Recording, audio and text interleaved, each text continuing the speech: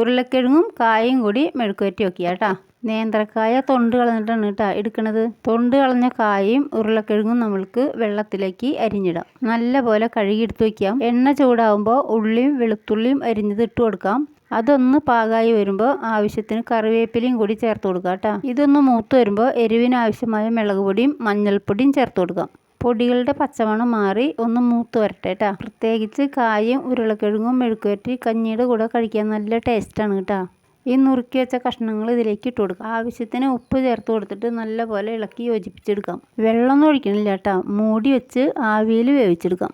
ഇങ്ങനെ മൂടി വെച്ച് വേവിക്കുമ്പോൾ ഇടയ്ക്ക് തുറന്നൊന്ന് ഇളക്കി കൊടുക്കണം കേട്ടോ. ഇതൊന്ന് വെന്ത് വരട്ടെ. കായും ഉരുളക്കിഴങ്ങും മെഴുക്കുവരട്ടി നിങ്ങൾക്ക് ഇഷ്ടമായാൽ ലൈക്ക് ചെയ്യാനൊന്നും മറക്കരുത് കേട്ടോ.